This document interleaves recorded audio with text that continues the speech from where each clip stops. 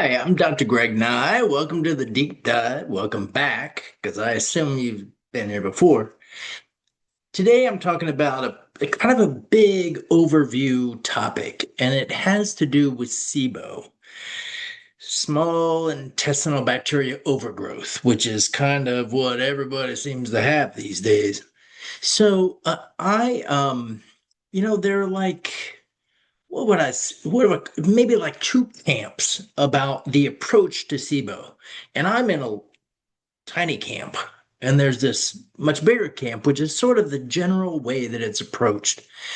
And I want to sort of explain why I think about SIBO the way that I do, and give some ideas of how that then modifies what I think about as the most effective long-term therapies for correcting the presumed underlying problem.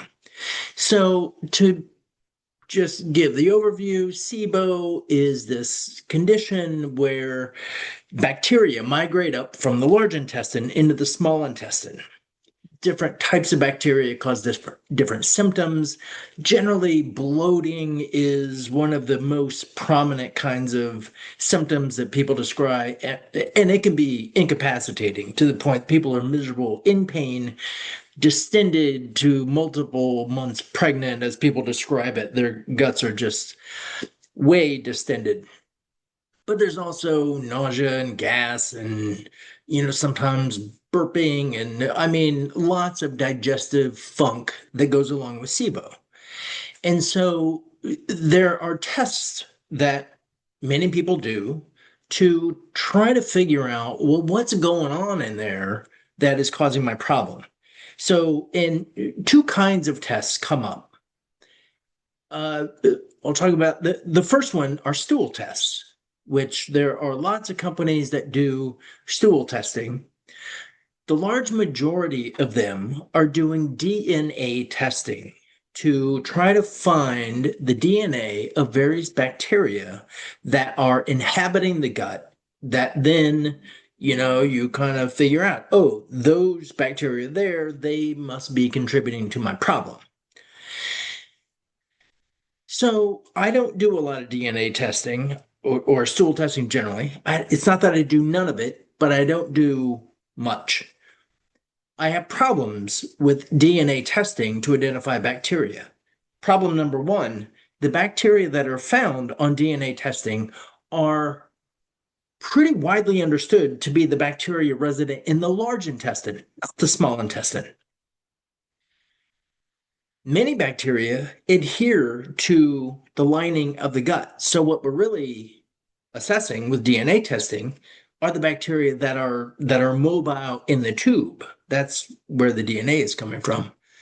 Problem number three, DNA testing is only telling us about, well, said another way, DNA testing can't distinguish living bacteria from dead bacteria. It's just finding the DNA. And so we don't know from the results of a DNA test, which are quantitative, they give these exponential values for the amount of DNA found, but we have no idea what portion of that DNA found was in a live bacteria or bacteria that is dead. Now, so one big flag that I've always considered curious, and nobody's really given me a good explanation, very commonly on there are some of these stool tests where they do DNA tests and then they also do culture. And one of the things that they try to culture are lactobacillus, acidophilus. And on the DNA test, it will commonly say that there are, like six times 10 to the fifth power, big number of lactobacillus DNA found. And then you go over to the other section of the test where they try to culture the DNA or try to culture the bacteria. Nothing. They can't find any living bacteria that will establish a culture. So where did all that DNA come from? Well, it came from dead lactobacillus. We don't know where in the digestive tract that dead bacillus is, but it's not telling us about what's actually culturing growing in the digestive tract. And if we can't tell that with lactobacillus, why do we think we can tell that about anything else that's coming on that test?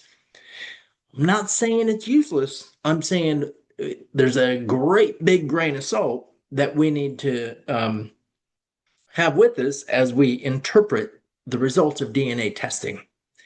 So with SIBO, then the other more popular kind of test specific to SIBO is testing that's a breath test. And now, for a while, they've been able to measure both hydrogen and methane in the breath and establish some normal values for how much should be there and how long it should take after taking a test substance that would allow the bacteria time to make the gases to show up in the breath, and then you measure it and say, oh yeah, that's abnormal. So hydrogen, methane, and then more recently with the TrioSmart test, hydrogen sulfide, which now with that, theoretically, you can measure what type of SIBO and how much you can quantify the amount of these gases that are being produced. I don't do much of that testing at all. In fact, I maybe ordered the breath tests once or twice at patient request that I do so just to have the information. The thing about this testing that I find problematic is that it is rooted in the assumption that we got to kill the bugs that are growing in excess because clearly they're making too much of this gas and the gas is causing problems. Well, I mean, there are a couple of reasons we need to be skeptical of that. One, the most salient for me as a practitioner is that I've had multiple patients, dozens, who did the breath test. They found whatever kind of gas in excess. They worked with a practitioner. They, do the antimicrobials, whether botanical or prescription. Then later they retest and find that, oh, look, no more of that gas is being produced. And so, they are telling me that they treated their SIBO in the past, and I always ask, so with your symptoms, whatever it was that you were experiencing symptomatically, how did that change from when you had it high and then you treat and then it was very low? Did you feel better? The most common answer is no. They didn't really, maybe marginally, but they didn't really feel any different by doing that. The second most common answer is that they felt much better by doing the antimicrobials. But then they're under the direction of somebody who's skilled with treating SIBO. They did all the right things. They took the probiotics and they ate the right diet and they do meditate and autonomic nervous system work and all the stuff that should work. But 1 or 2 weeks after they stop that protocol for killing the bugs, they come back. They become symptomatic again. And so, in my thinking, it's like, wait a minute, what's up here? First of all, our guts are there to help us out. They're not there to just make us miserable. They're trying to solve a problem. So, what I want to do in this just quick kind of an overview is to just set the groundwork for other videos that I'll do in the future. And you want to subscribe. I go like this, and my web guy puts in that thing. You want to subscribe because you'll not want to miss what I do in the future. Right now, what I'm going to do, if I can do it, is share my screen. Let's see. Come on. There it is. Okay. So I'm pretty sure you've got a great big image behind me of this is taken from a paper that I am co-author. It's now posted as a preprint. It will be going through peer review soon, I'm pretty sure. But I just want to take this image because it helps to clarify what these gases are all about. So so the first thing to know is that the two largest classes of bacteria found in the gut Bacteroidetes and Firmicutes are both hydrogen producing bacteria. Hydrogen is a positive. It's a good thing for our bacteria to produce. Hydrogen is a very strong antioxidant, and when it's produced by bacteria, it is dramatically depleted in deuterium. And if you don't know what that means, you need to watch my other video where I kind of give an overview of what deuterium is and why it's a problem and all of that. So the bacteria in the gut are, as a sort of a primary, or the first step, are producing hydrogen, deuterium depleted hydrogen, because as you look at this image, I don't know if you can see my pointer on here, but so the hydrogen gets produced and it can go one of three ways. It can go toward the sulfur reducing bacteria, and in going that pathway, you end up with the production of hydrogen sulfide, which ultimately can produce sulfate. And that sulfate, that hydrogen sulfide and the sulfate are going to be depleted in deuterium. It's a very important point. The second path that it can go through, you can see this middle pathway, is that hydrogen gets taken up by the methanogens. In the methanogens, it combines the hydrogen with carbon monoxide. It produces methane. The methanotrophs then utilize formaldehyde, that toxic thing. Formaldehyde is a normal aspect of metabolism, combines methane with formaldehyde and generates methyl groups. I mean, there's an entire freaking industry based on methylation and essentially these methyl groups and how they're getting generated and utilized in the body. The important point here is that those methyl groups that are generated by our gut bugs are deuterium depleted. It is extremely important that they be so, because otherwise you have deuterium populating some of the places on those methyl groups where hydrogen should be. And that means when they go do their methyl group thing, they are introducing deuterium into systems that need to be clean. That's the middle pathway. Then we take the other pathway through the acetogens. This again combines hydrogen with carbon dioxide, the hydrogen deuterium depleted.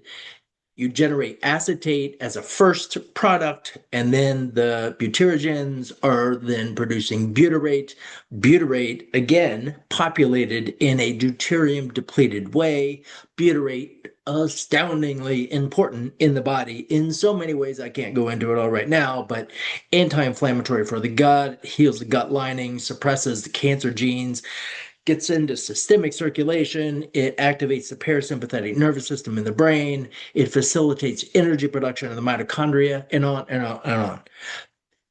So that hydrogen that is being produced by our bacteria is producing three very important compounds that are depleted in deuterium: hydrogen sulfide, methane, and then methyl groups, and then acetate and butyrate. All three now depleted in deuterium. So we do our test and we find that one or more of these substances are in excess. And the guiding paradigm is, oh, we got to kill the bacteria that are generating those substances. Wait a minute. Maybe that microbiome is sort of an intelligent component of our system, and it's doing things that our body needs. Maybe there is an imbalance in the body or a dysregulation of deuterium in the body that is necessitating that additional hydrogen gas get produced so that you can build these other organic molecules and sort of take care of the downstream problem. Now, what's interesting to note to me, because this is my thing, if you look at the kinetics of these reactions, the strongest pull or the quickest reaction that's going to happen is the one that generates hydrogen sulfide. That's where the hydrogen is most likely to be drawn toward. and then methane, and then the, butyrate. So hydrogen sulfide is, in my early days, when I had first started studying about sulfur and sulfur metabolism, I thought that the sulfur issue was primary. And I actually still think it is, but I have to qualify it now because you don't get to hydrogen sulfide unless you have the hydrogen producing bacteria that then supply the sulfur reducing bacteria with those deuterium depleted hydrogen gas molecules that then you can build the hydrogen sulfide from that depleted gas. So clinically, as an approach that tries to take into account that the gut is actually doing something that may be corrective for us and not just trying to annoy us with bloat and gas.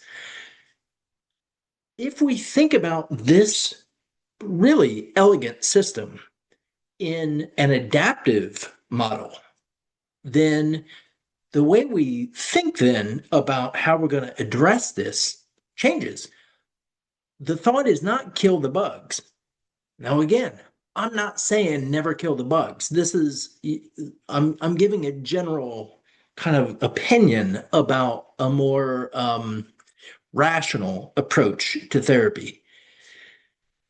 The goal, then, in my mind, is that you have to, if this is driven by an imbalance in deuterium regulation in the body. And again, I can't overemphasize how fundamental I believe that problem is to all chronic disease. If this problem is driven by that, and this is a fix, this is one way the body can help to fix that problem, then killing these bacteria is counterproductive. It's not what we want to happen. In fact, we want to facilitate the correction of the problem that this is trying to fix. So there are many ways of doing this, and I will be doing other videos that kind of go into each one of these pathways individually and how I think about approaching correcting these underlying issues. In this video, what I really want people to understand is the overview of what's happening with these gases. Each one of these, I mean, of course, this is a schematic representation of how these gases are getting, how hydrogen is leading to the production of these other molecules. This is leaving out so many steps I can't even tell you. And there are additional other pathways that play into this that is left out in this process. But I just wanted to make a video that gives the overview of these gases and why I think that a rational approach to addressing SIBO and many other chronic conditions should not fundamentally be based on look for the overgrowing bugs and then use therapies that suppress or kill them. Because I think that our guts are fundamentally trying to help us out. And it might not make us feel better, but in the long run, it's trying to improve an imbalance.